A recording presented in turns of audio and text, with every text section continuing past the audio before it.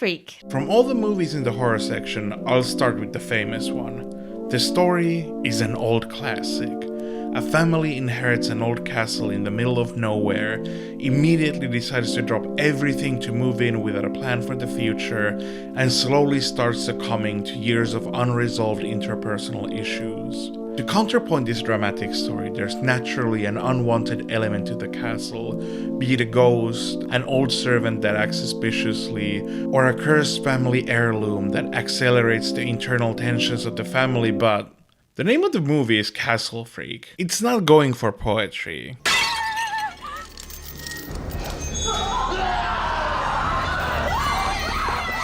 Not only is it a jarringly effective watch, Castle Freak is a super interesting movie to think about because it stands so defiantly against a lot of its surrounding context. First off, it was produced by Full Moon Features, best known for their trashy horror comedy series like Puppet Master, Evil Bong, Baby Oopsie, and a bunch of others. Castle Freak also has a real 80s vibe to it, even though it was released in 1995. And this isn't one of those cases where a movie gets stuck in post-production for 10 years. No, this movie was shot in a shockingly short production timeline set by Full Moon's head producer Charles Band. To top off this weird cake, it's an adaptation of a short story by the one and only H.P. Lovecraft. But once again, Castle Freak defies expectation. This isn't a cosmic horror story, but a more down-to-earth tale about human cruelty warping people into monsters of hate and pain. Much like its original author, it's a mean and questionable story in many parts, but in a way that its effectiveness is hard to deny. Another interesting thing to consider is the director. Stuart Gordon is maybe the most prolific and successful adapter of H.P. Lovecraft stories, having directed not one, not two, but 5 different Lovecraft movies. I've only seen these 3, which all happen to be in the less eldritch end of the spectrum, but it is fascinating to think about how elegantly Gordon sidestepped the often cited issue of Lovecraft adaptations by doing the ones that aren't so concerned with the unimaginable horrors and the weight of their lore. In this way, Castle Freak is also a weird one, because it is not supernatural or cerebral, both qualities often associated with Lovecraft's works. Nah. Castle Freak is just straight up evil. I mean, there's a lot of gruesome violence, and some is disturbingly sexual in tone. I'd argue that it's well integrated into the thematics of the story, but I can easily see it being too much for most people. Do heed my warning, Castle Freak is a really intense watch. But I found the way it dealt with these themes surprisingly thoughtful, especially considering the movie is literally called fucking Castle Freak. And just to be crystal clear, for those who are scared that it's some generic macho bullshit horror, I assure you, it's not celebratory of the male angle either.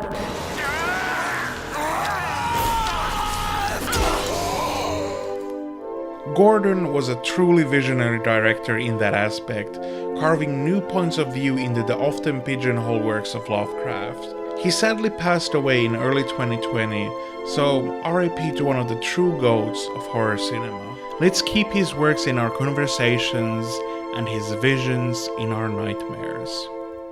The Sect. In my nearly 20 years of exploring horror movies, I've noticed that Italian horror is often the most difficult scene to get into, and in all honesty, I still struggle to get into it myself. Even though the music is often pretty much just wall-to-wall bangers, and some of the imagery strikes a vivid balance between fashion photography and the grand guignol, the movies themselves are often so slow-going that after a certain point they just feel detached from themselves.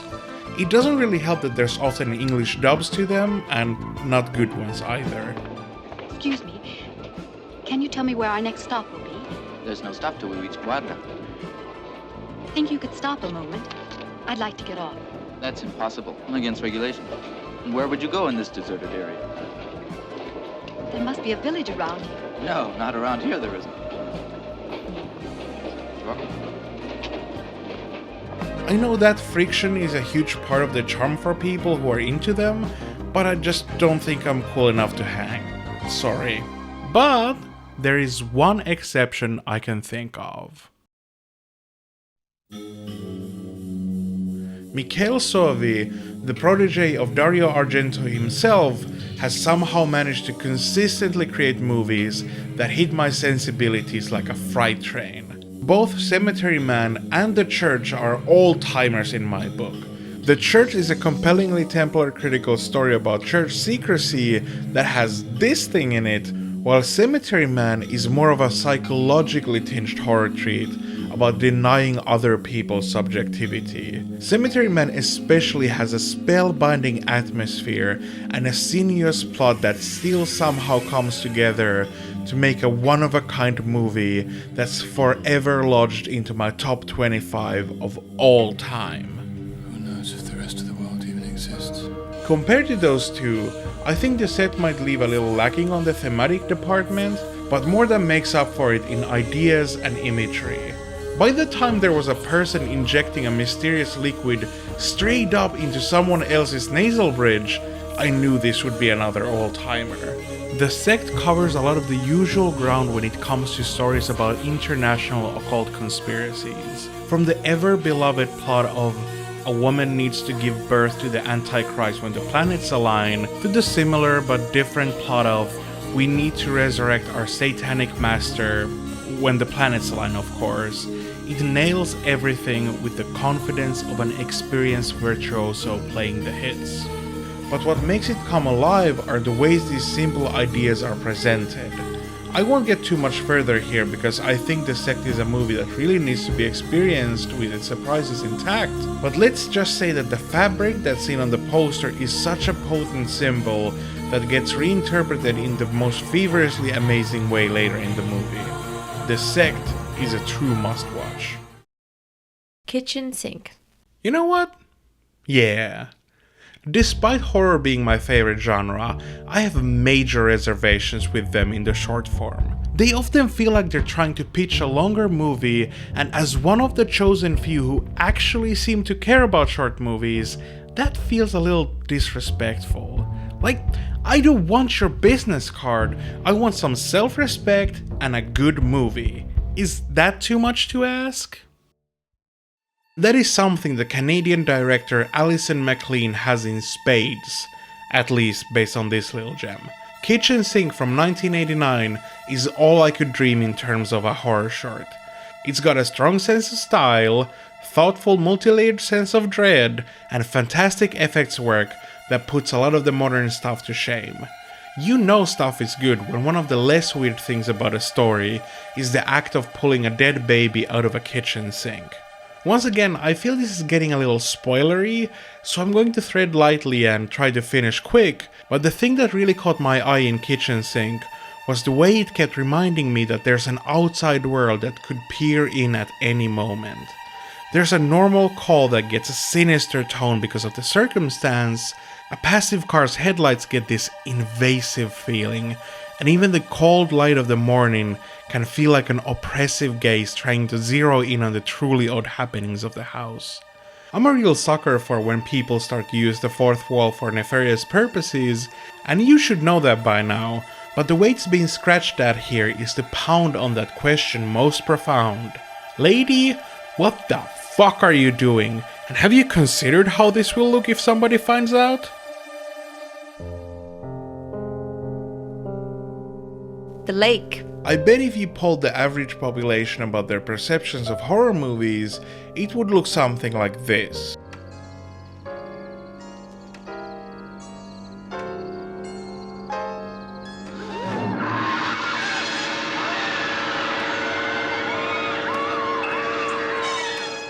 Then, if you do another poll of people who are casual horror fans about the type of horror they're into, you'd probably get another image completely.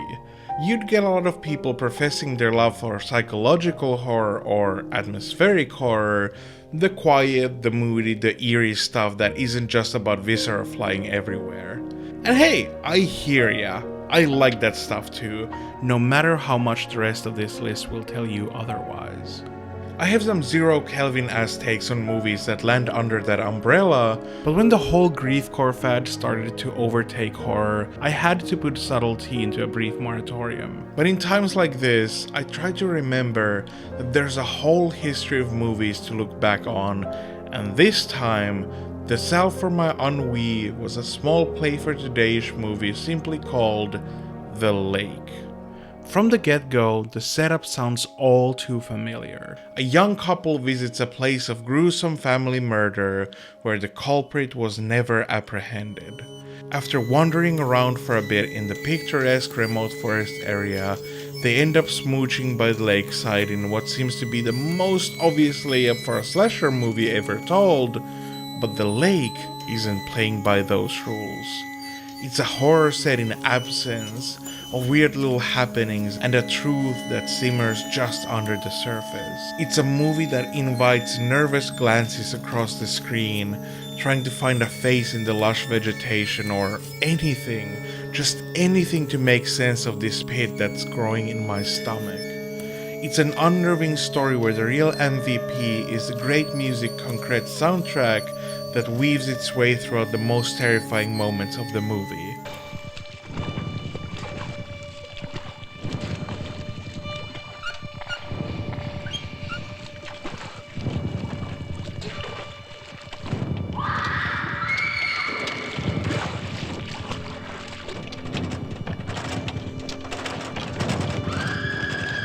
I won't go further than that, but I have to say, it left me in a long-lasting haunting feeling by the time I was through. If this ends up being your vibe, I double feature it with the brilliant BBC radio drama, The Stone Tape.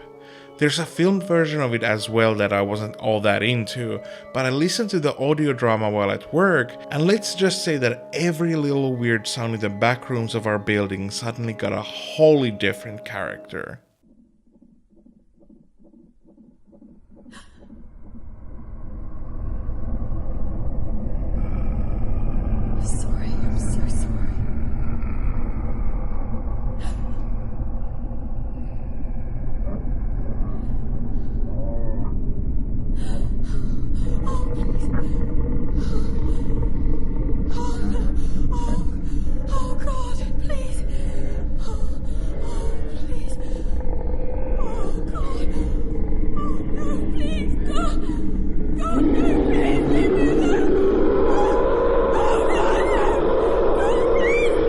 Nightmare Detective. Shinya Tsukamoto strikes again, and isn't there something so perfect about him doing an all-out cold-blooded horror movie? It's not hard to argue that that is something he's been doing from the start. You know, Tetsuo is a series full of transgressive body stuff from the get-go, and I'd put Haze right up there as one of the most anxiety-inducing film experiences I've ever gone through, but there is a palpable difference between the slow, torturous dungeon creep of Haze and this.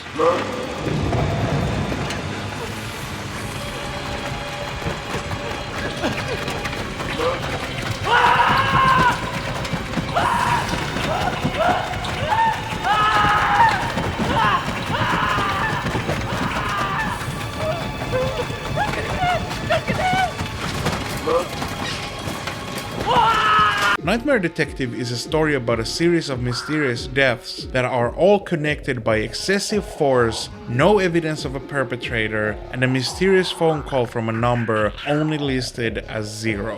When delving deeper into the mystery, it becomes clear that this case can't be cracked by conventional means, and it's time to call upon the titular Nightmare Detective to muckrake people's dreamscapes to stop a nightmare manifest. But what do you do when even he doesn't seem to be up for the task?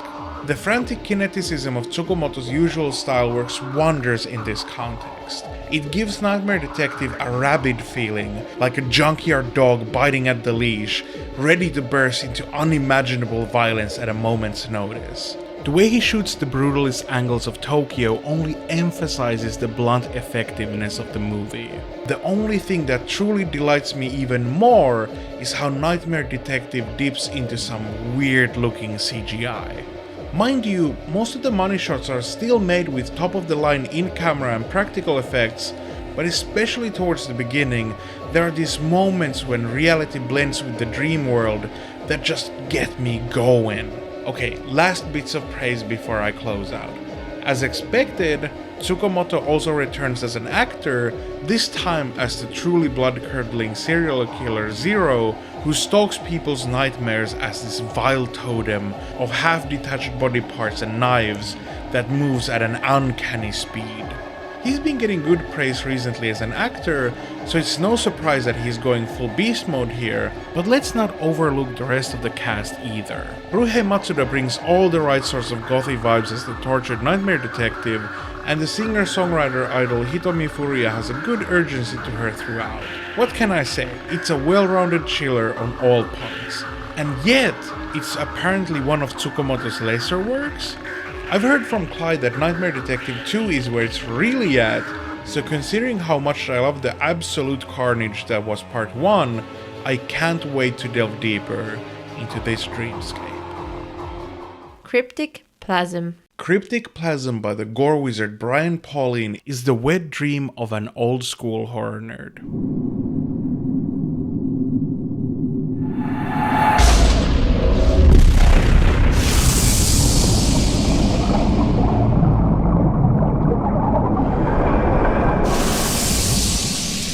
It focuses intensely on two things and two things alone: practical effects and imagery.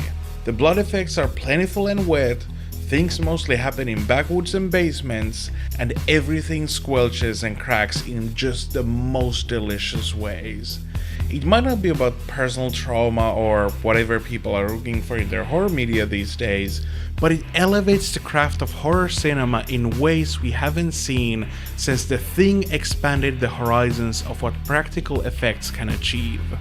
Before we go on, I do want to take a second to shout out his YouTube channel, which is proof positive of his deep love of the genre.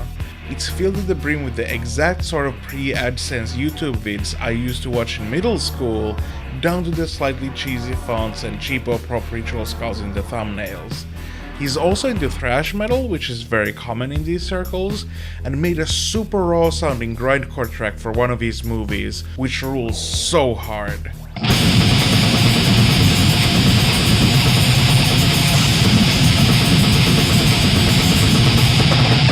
I just love this dude's whole vibe. He's got that warm, boyish excitement that reminds me of my future father-in-law a little bit. We were just sitting there watching, all of a sudden, boom! Power goes up. We're like, whoa! Couldn't have been, it was the best timed scare type thing that happened in my entire life. You wouldn't get that from his movies, though. They're not a funny haha trash horror thing like Donald Farmer's later filmography.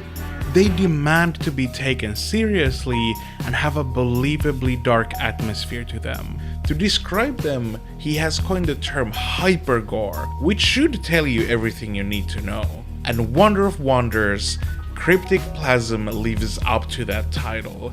It's a story following a two-person team of freelance videographers shooting material for a supernatural reality show, which is just already the best possible premise for this sort of a movie.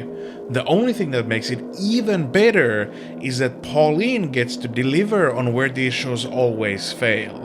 When these boys wander out to see the things that go bump in the night, they find true horrors beyond human comprehension. I really love that Pauline takes this premise with all the gravitas it deserves, cranking out a surprisingly effective movie out of what seems to be a super low budget. Don't get me wrong, that lack of budget does show in the final product, but in an unintuitive way, by the time we get to the stupendously high concept finale, that home-knit feeling turns on its head into a glorious cacophony of distilled horror bliss. If you were impressed by the blood rain sequence at the end of the 2013 Evil Dead remake, you need to seek out a DVD copy of Cryptic Plasm. It is incredible. Guzo, The Thing Forsaken by God, Part 1. Can we all agree that Guzo, The Thing Forsaken by God, is the best name for any movie ever? Just say it out loud with me. Guzo, The Thing Forsaken by God. Just rolls off the tongue with the gravitas of a great sorcerer uttering the name of its nemesis. Guzo, the thing forsaken by God.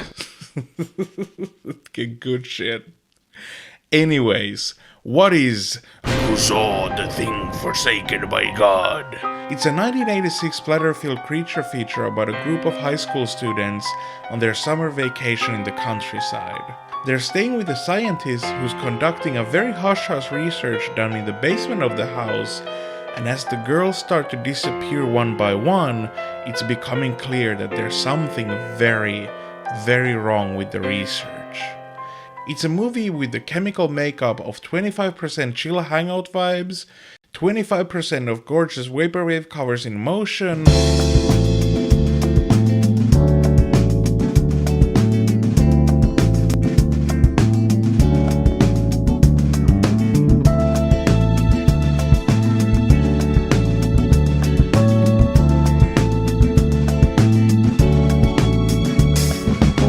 and a 50% incredible monster fun. Again, good shit all around. What ties these two movies together is the overwhelming love put into the creature designs and special effects, but where Cryptic Plasm leans heavily into the gruesome and the abject, Guzo almost has like a folkloric feel to it. Despite Guzo being the crowd favorite, a tentacle monster, the tone of the movie can be a little whimsical on paper. Guzo appears through mirrors, there are vague whispers about an ancient celestial society Guzo might have been a part of, or the one who destroyed it all, and on the most weird note, playing the ocarina is a significant plot beat towards the end of the movie. Like yeah, Guzo is gory and gross, but with all of this going on, it's definitely a more unique experience than your average goo monster movie. So, take a stroll on down the basement and see what the protoplasmic mess of tentacles is all about. Chainsaw Scumfuck. Hell yeah! This is the exact thing I spoke about in my video The Lo-Fi Beauty of Shoestring Horror. Everything about this is homebrew, homespun, made with love, and most importantly of all, it seems like the shoot was a real hoot. Look at that gentle rat toss in the title sequence. How could you not love this? Everything from the haunting look of the murder to the basement thrash metal OST is just pitch perfect, and to me personally, I would die for Chainsaw Scumfuck. It's my beloved, my baby, and no! You can't have it actually, it's mine. It was made for me. The Flea. Talking about haunting looking murderers. Why are you wearing your mask? Why aren't you wearing yours? There's work to be done. Where? Okay, I'll pause there because this is another curve situation. I want you to go in as blind as you can because the story really is the main focus here and it's pretty twisty. The one thing I will say about it is that it's a surprisingly feral take on a broad genre I feel really needs that approach right now, and the execution is marvelous.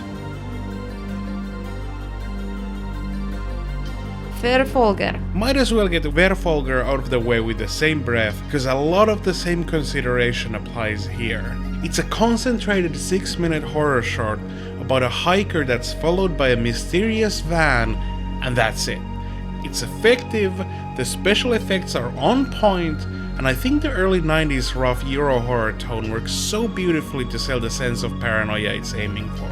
High watermark for short horror, an absolute hidden gem.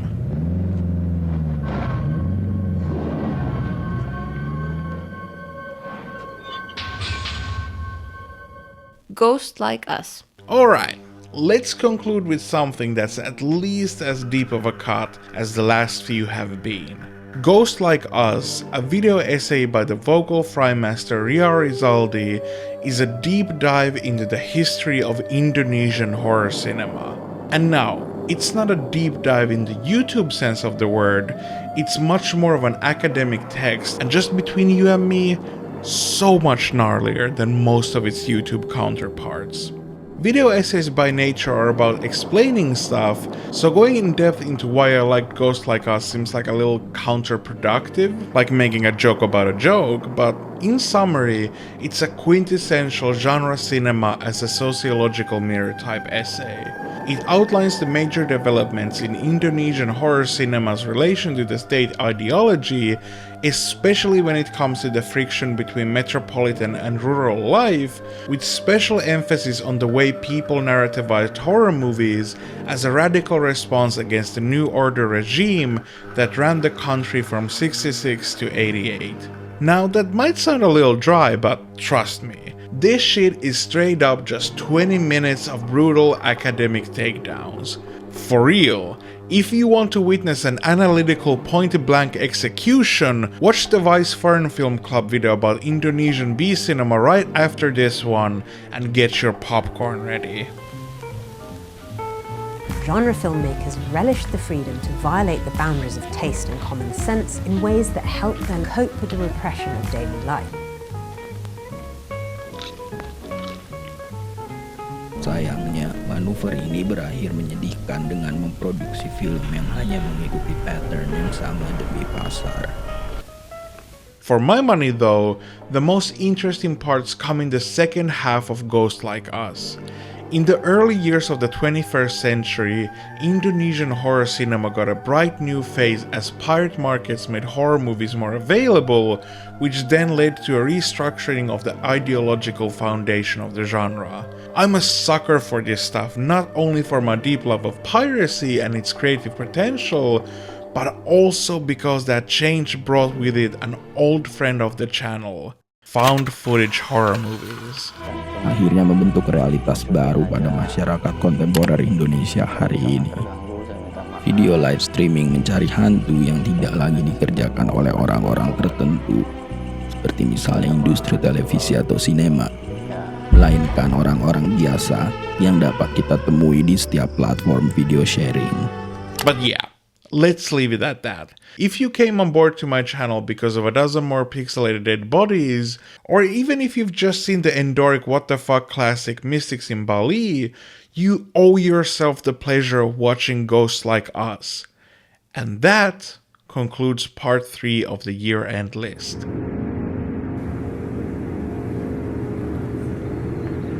The Disc of Sorrow has been installed. There's one more video to go, and next time we'll go a little bonkers.